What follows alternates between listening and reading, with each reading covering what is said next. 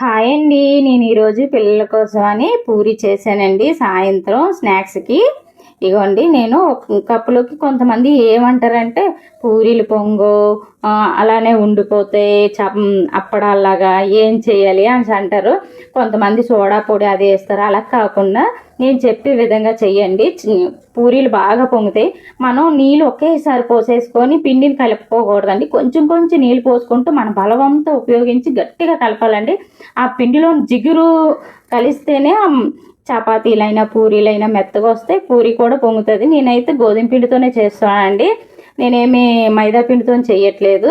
ఇవ్వండి మనం పూరి చేసి ఒత్తేటప్పుడు చాలామంది పిండి వేస్తారు. పిండి వేయకుండా పూరి పీట మీద ఉండగా అందులో కొంచెం నూనె వేసి నూనె మొత్తం ఆ పీటకి రాసి ఇలా పూరి చేస్తే నూనె ఖరాబ్ అవ్వదండి. లేకపోతే మనం పిండి వేసి పూరీలు ఒత్తుతాం కదా, నూనె అంతా పాడైపోతుంది.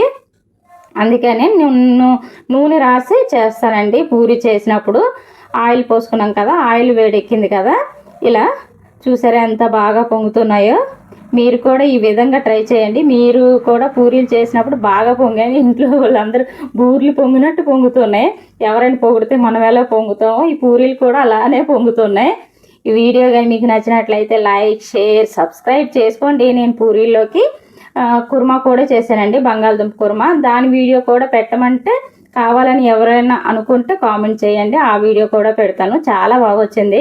మన హోటల్లో తింటాం కదా పూరీ కూర, అలా ఉండేదండి. చాలా బాగుంది. ఈరోజు మా పిల్లలు చాలా ఆనందం పడతారు పూరీ చేసి పెట్టాననేసి.